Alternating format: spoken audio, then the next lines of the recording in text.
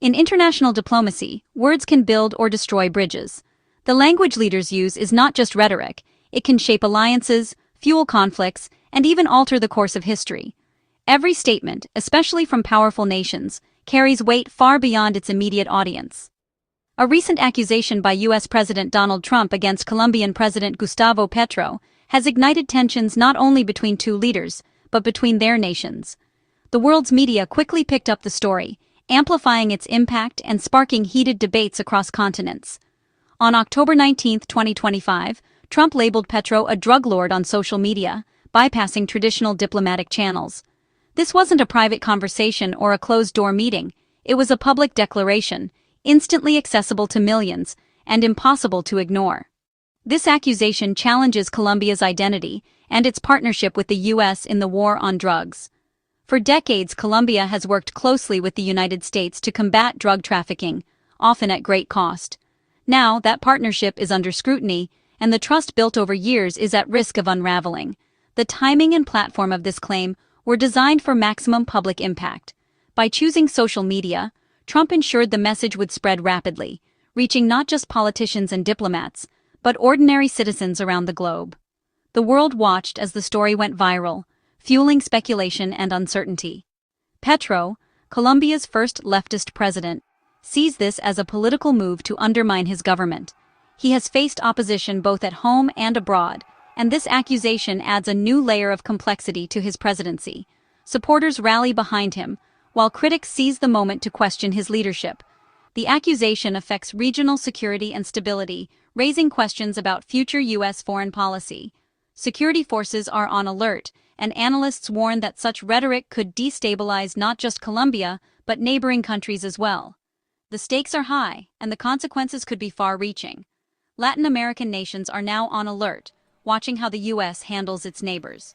Leaders across the region are re-evaluating their own relationships with Washington, wondering if they too could become targets of such accusations in the future. The world watches to see how this drama unfolds, and its implications for U.S.-Colombia relations. Every development is scrutinized, as diplomats and citizens alike try to predict what comes next in this high-stakes diplomatic standoff. This unprecedented event signals a shift in diplomatic engagement and international cooperation. As the dust settles, the global community is left to ponder. Will this be a turning point for U.S.-Latin American relations, or just another chapter in a long history of political drama? Trump's accusations against Petro escalated into direct threats. He warned that if Colombia didn't stop drug operations, the U.S. would intervene. Trump announced a halt to U.S. aid to Colombia, framing it as a necessary step to protect American interests. This marks a shift from cooperation to coercion in U.S.-Colombia relations. The combination of public shaming, military threats, and economic sanctions isolates Petro and pressures a policy change. By making these announcements publicly, the Trump administration leaves little room for negotiation. The U.S. is prepared to take unilateral actions against allies if their policies conflict with American interests. This reshapes the landscape of international relations. Trump's threats were not just rhetoric, they were soon followed by a dramatic show of force in the region. The U.S. Navy, with its formidable fleet, began to assert its presence in the Caribbean, signaling a new era of military engagement on the high seas. Warships cut through the waters at dusk, their silhouettes a stark reminder of American power and intent. The U.S. government authorized a series of strikes against vessels it claimed were involved in drug trafficking from Colombia. These operations were carried out with precision, targeting boats suspected of ferrying narcotics, but also raising questions about the accuracy of intelligence and the potential for mistakes. This marked a significant shift in U.S. policy, from traditional interdiction and seizure to the use of deadly force. The once busy shipping lanes, vital for commerce and fishing, were suddenly transformed into potential conflict zones, with civilian vessels caught in the crossfire or shadowed by armed patrols. Reports from the region confirm at least 8 U.S. strikes, resulting in the destruction of multiple vessels and a significant loss of life. The aftermath left smoldering wreckage drifting in open waters, a grim testament to the escalation of force. U.S. officials defended these actions as necessary to disrupt the flow of narcotics into American communities. Yet, the legality and morality of such strikes have been hotly debated, with critics arguing that military intervention may do more harm than good, both regionally and internationally. Defense Secretary Pete Hegseth went so far as to compare drug cartels to al-Qaeda, framing the war on drugs as a new front in the global fight against terrorism. This rhetoric was designed to justify the use of military tactics and to rally public support for a more aggressive approach. However, despite these claims, no public evidence has been presented to confirm that the targeted vessels were actually carrying narcotics or had any links to terrorist organizations. Many of the boats intercepted appeared to be unmarked or empty, raising further doubts about the intelligence guiding these operations. The buildup of U.S. naval and air power in the Caribbean is unmistakable. Aircraft carriers, destroyers, and fighter jets now patrol the region, signaling not just a temporary campaign, but a long-term commitment to this militarized strategy. Meanwhile, covert CIA operations in Venezuela point to a broader regional strategy, one that extends beyond drug interdiction and into the realm of geopolitical influence and regime change. Critics argue that these actions represent a deeply militarized approach to a problem that is fundamentally social and economic in nature. While warships patrol the seas, communities in Colombia continue to struggle with poverty, lack of opportunity, and the root causes of the drug trade. The missile strikes and nighttime raids are a deadly manifestation of this new policy, leaving a trail of destruction and uncertainty in their wake. As the U.S. doubles down on its aggressive posture, concerns grow over the implications for international law, civilian safety, and the long-term stability of the region. Colombia's response was swift and defiant. President Petro rejected Trump's accusations, defending his government's approach to the drug problem. Petro distinguished between Trump's actions and the American people, preserving bilateral relations. He accused the U.S. of murder after a strike killed a Colombian fisherman. Colombia seeks international support to defend its autonomy and dignity. Petro calls for legal action against the U.S. in international tribunals. Colombia's response asserts national pride and challenges U.S. aggression. Petro positions himself as a defender of sovereignty, rallying support against U.S. pressure. The dispute becomes a direct confrontation, with Colombia refusing to back down. Colombia's history with coca and cocaine is long and painful. Despite eradication efforts, coca cultivation reached an all-time high in 2024. President Petro's strategy focuses on rural development and voluntary crop substitution. Critics, including Trump, see this as enabling traffickers. The U.S. measures success by cocaine supply reduction, viewing high production as policy failure. Petro's approach acknowledges complex realities, but faces slow progress. The Trump administration's demand for immediate results ignores social drivers of the drug trade. The clash of strategies, development versus military eradication, fuels the diplomatic conflict. Rural communities grow coca out of necessity, not greed. Changing this reality is a slow process, requiring more than punitive measures. U.S. aid has been central to Colombia relations for decades. Plan Colombia provided billions to fight drug cartels and insurgents.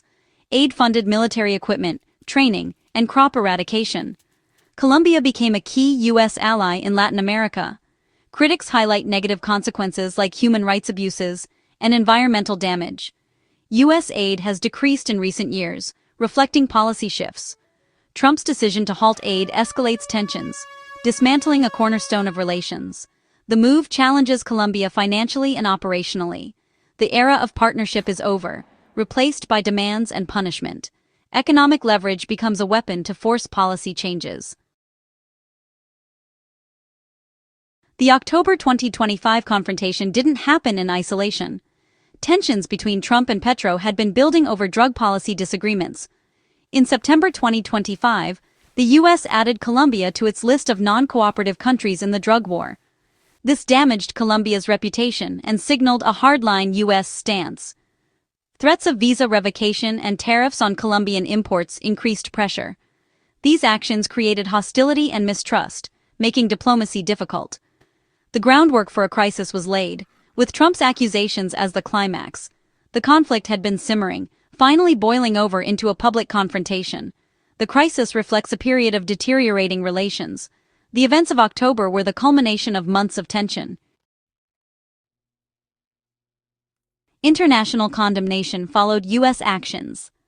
Human rights groups criticized U.S. military strikes as murders on the high seas. legal experts questioned the legality of these actions under international law. The Trump administration's framing of drug cartels as terrorists is seen as legally dubious. Critics argue there's no declared war, and targets aren't proven combatants. The rhetoric against Petro is viewed as destabilizing and reckless. The actions against Colombia are a test case for aggressive U.S. foreign policy. International voices highlight the global implications of the conflict. Condemnations isolate the U.S. and support Colombia's position. The crisis touches on sovereignty, human rights, and the rule of law. As of late October 2025, U.S.-Colombia relations are at a historic low. Years of cooperation on security, trade, and regional stability have given way to mistrust and confrontation.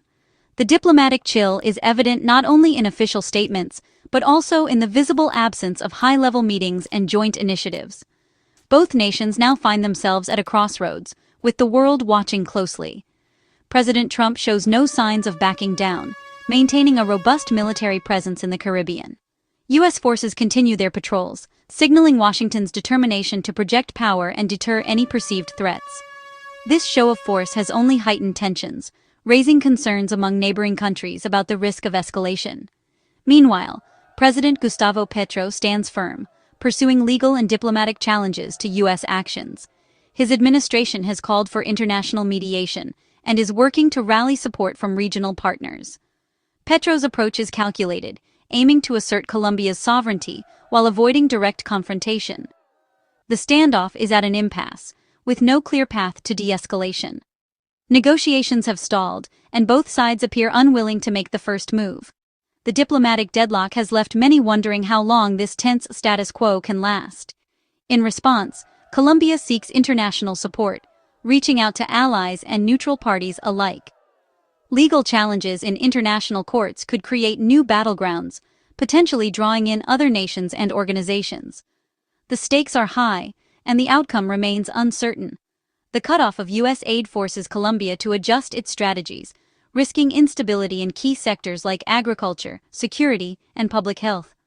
Ordinary Colombians are already feeling the effects, as government officials scramble to find alternative sources of funding and support. The threat of tariffs could spark a trade war, harming Colombia's economy and disrupting vital export industries.